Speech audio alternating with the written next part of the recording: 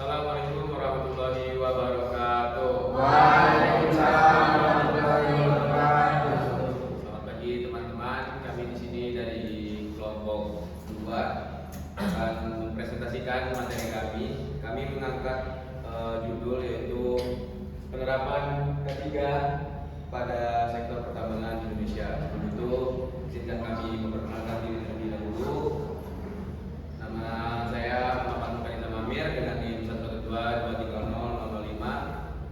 Nama saya Pak Ifdal Azhar dengan 112230022. Nama saya Gregorius Ferdinand Putra Yanto dengan NIM 112230023. Setelah langsung saja kita akan masuk kepada pembahasan yang pertama yaitu latar belakang.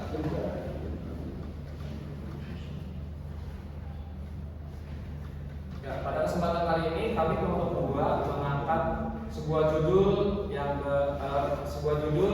bertuliskan penerapan K3 dalam sektor pertambangan di Indonesia. Pertama, latar belakangnya itu karena Indonesia sendiri terkenal dengan sumber daya alamnya yang sangat melimpah. Sumber daya alam yang melimpah ini menarik banyak perhatian orang-orang untuk melakukan kegiatan tambang untuk mengambil sumber daya alam tersebut. Namun kegiatan tambang ini memiliki risiko kecelakaan yang sangat tinggi. Maka dari itu perlu suatu sistem atau perlu suatu penerapan untuk bisa memastikan keselamatan dalam kegiatan penambangan. Dalam hal ini K3 adalah suatu usaha untuk menciptakan lingkungan kerja yang sehat dan aman sehingga mengurangi risiko kecelakaan kerja atau penyakit akibat kelalaian. Kesehatan dan keselamatan kerja merupakan salah satu bentuk upaya untuk mengurangi dan meminimalisir risiko kecelakaan kerja pada setiap sektor pekerjaan. Maka dari itu, kami peneliti di sini tertarik untuk mengambil judul penerapan K3 dalam sektor pertambangan di Indonesia. Dari permasalahan yang telah disebutkan tadi, ada 3 rumusan masalah yang telah dirumuskan oleh kelompok kami. Yang pertama adalah apakah dapat ditimbulkan jika K3 tidak diterapkan pada sektor pertambangan? Yang kedua, bagaimanakah sistem penerapan K3 dalam sektor pertambangan? Dan yang ketiga, mengapa K3 sangat dibutuhkan dalam sektor pertambangan?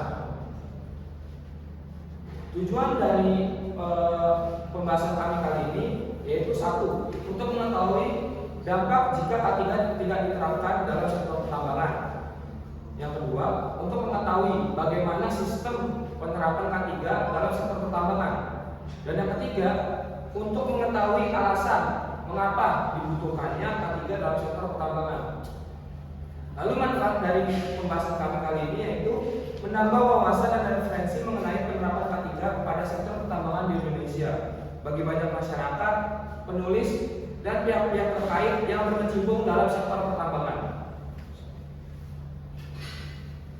Oke, untuk selanjutnya kita akan masuk pada sub pembahasan yang pertama yaitu dampak dari tidak adanya K3 di sektor pertambangan. Jadi setiap pekerjaan ini pasti memiliki resiko kecelakaannya masing-masing, terutama yang berkaitan dengan kesehatan. Pertambangan itu adalah merupakan salah satu pekerjaan yang memiliki resiko kecelakaan yang sangat tinggi. Penyakit atau resiko yang dihadapi oleh pekerja tambang ini salah satunya adalah di bagian pernapasan karena menghirup debu saat bekerja. Bahkan penyakit yang dialami pekerja tambang itu diklasifikasikan secara khusus sebagai mine dust lung disease atau MDLD.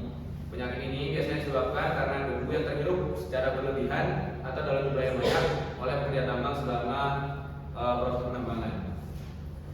Terus ada juga beberapa contoh penyakit pernapasan di sektor pertambangan yang seringkali mengancam para pekerja tambang. Yang pertama itu ada pneumokoniosis, penambang batu bara. Ini kondisi ini lebih dikenal dengan penyakit paru-paru hitam. Lalu ada silikosis. Ya, penyakit ini muncul akibat menghirup partikel debu silika. Debu silika itu adalah mineral yang terdapat di kuarsa, pasir, dan bentuk batuan lainnya. Yang ketiga ada penyakit paru-paru obstruktif kronis atau PPOK. Ini itu adalah penyakit peradangan kronis yang menghambat aliran udara ke paru-paru. Terus yang keempat itu ada asbestosis. Ini adalah penyakit paru-paru kronis yang disebabkan oleh paparan serat asbes di udara dalam jangka panjang. Terus yang B ini yang kedua itu ada sistem penerapan K3 K3 di sektor pertambangan. Menurut Kementerian ESDM itu mewajibkan perusahaan pertambangan untuk menerapkan sistem manajemen keselamatan kerja pertambangan atau SMK 3P di seluruh prosedur pekerjaan yang ada. Penerapan SMK 3P ini pada perusahaan pertambangan dilakukan melalui beberapa hal. Yang pertama itu ada sosialisasi kepada karyawan. Jadi setiap karyawan ini diberikan sosialisasi terlebih dahulu. Lalu yang kedua itu ada standarisasi perlengkapan dan alat-alat kerja. Dan yang ketiga ada pengadaan prasarana yang bersifat darurat. Yang keempat itu ada pemantauan lingkungan kerja. Pemantauan lingkungan kerja ini berfungsi agar produktivitas para karyawan dapat terjaga dengan baik. Yang kelima ada program sertifikasi karyawan. Sertifikasi para karyawan diperlukan agar menjamin keselamatan saat mengoperasikan peralatan yang digunakan. Lalu yang keenam itu ada menjamin keselamatan tamu. Keselamatan para tamu yang berkunjung ke area pertama juga menjadi tanggung jawab dari pihak perusahaan. Pihak ketiga perusahaan harus memberikan panduan kepada para tamu dari awal hingga akhir kunjungan. Lalu yang ketiga itu ada pentingnya ketiga di sektor pertambangan. Jadi perlindungan keselamatan dan kesehatan kerja atau K3 di Indonesia itu harus lebih diperhatikan karena tujuan ketiga adalah menjamin keselamatan pekerja atau karyawan dalam menjalankan kegiatan usaha termasuk dalam sektor pertambangan. Industri ini tuh mempunyai risiko kecelakaan yang sangat tinggi bagi pekerja. Hal ini terutama berlaku jika menyangkut mineral dan batu bara yang terletak jauh di bawah tanah. Sebagai seorang pekerja atau pengusaha perlu mengetahui tentang K3 ini.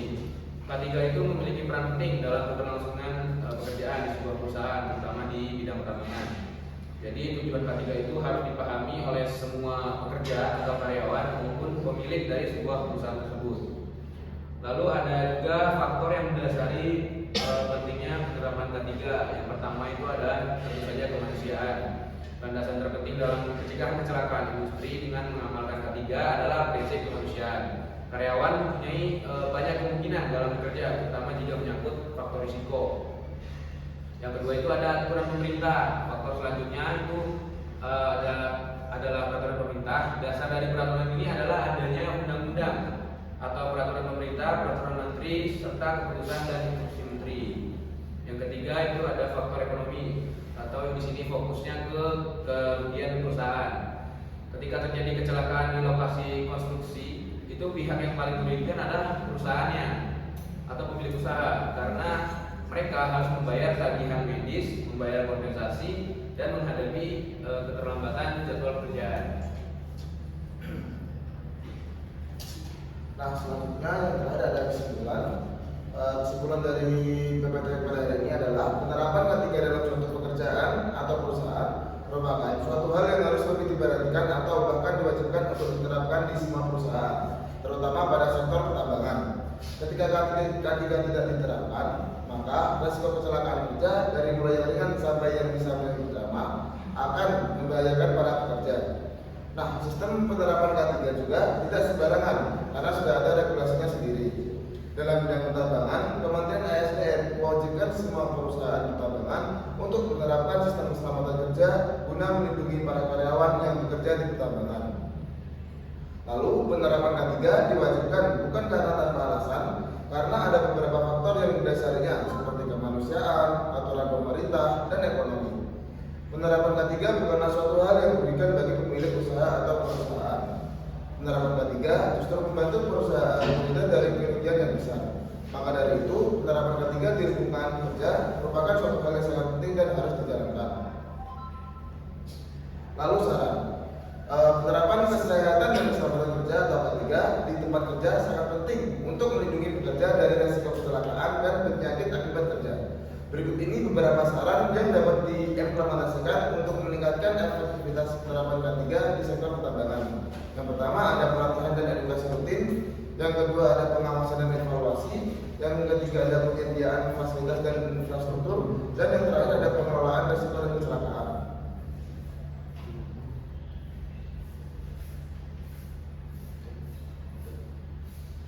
Baiklah, sekian presentasi dari kami. Apakah dari teman-teman ada yang ingin ditanyakan? Baik, silakan kepada Perkenalkan, nama saya Sensia Mutiara dengan 10. izin bertanya untuk slide dipindahkan ke bagian kesimpulan tadi. Nah, di situ ada yang faktor yang mendasari, salah satunya dari pemerintah. Nah, itu bagaimana sikap pemerintah untuk melakukan pengawasan K3 itu sendiri supaya selalu berjalan dengan peraturannya dari pemerintah itu. Terima kasih. Baik, di sini saya bakal menjawab pertanyaan. Bagaimana pemerintah Indonesia mengawasi penerapan K3 ya tadi di sektor pertambangan di Indonesia?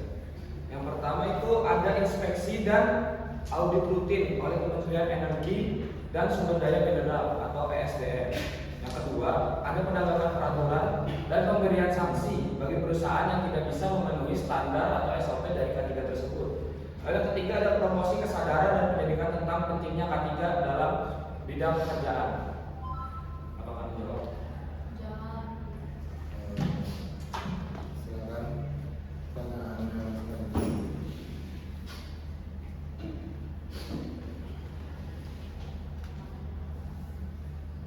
Perkenalkan, nama saya Dodi Arisandi dengan NIM akhir 63. Pertanyaan saya kepada Mas Mulkan, bagaimana peran tenaga kerja dalam penerapan K3 di sektor pertambangan, Mas? Jadi kan Mas sudah jelaskan tadi kan. Terima kasih. Oke, baik. Saya akan mencoba menjawab dari Mas Dodi. Jadi tadi pertanyaannya adalah bagaimana peran tenaga kerja dalam penerapan K3 di sektor pertambangan. Jadi perannya itu yang pertama adalah tentu saja mematuhi prosedur dan instruksi keselamatan yang sudah diatur. Lalu ada melaporkan bahaya atau kondisi tidak aman kepada atasan atau pemilik usaha. Terus menggunakan alat pelindung diri atau APD yang disediakan. Lalu yang terakhir ada berpartisipasi dalam pelatihan dan simulasi keselamatan. Bagaimana Mas? Oke, terima kasih Mas Mulkan.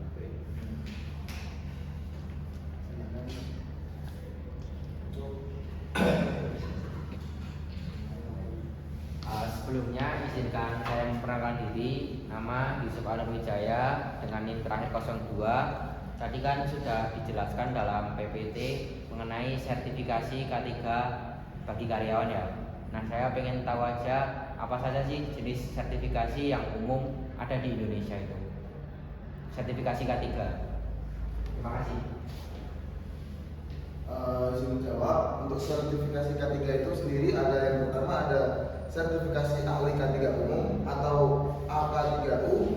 Yang kedua ada sertifikasi ahli K3 spesialis seperti ahli K3 listrik, ahli K3 kimia, ahli K3 gas, dan ahli K3 lingkungan. Nah, yang ketiga ada sertifikasi petugas K3. Lalu yang keempat ada sertifikasi K3 manajerial, dan yang terakhir ada sertifikasi K3 spesifik industri. Apakah menjawab? Sudah menjawab, terima kasih. Ya, apakah masih ada yang ingin bertanya lagi? Silakan, Mbak Lisa. Izin perkenalan, jadi nama saya Lisa Sifra ini dengan NIM 14 ingin bertanya. Kan tadi disebutkan di PPT kalau penyakit pernafasan itu lebih mengancam pekerja tambang gitu loh. Apakah ada penelitian yang menunjukkan bahwa pekerja tambang itu memiliki resiko lebih tinggi terkena penyakit pernafasan dibandingkan orang biasa? Terima kasih.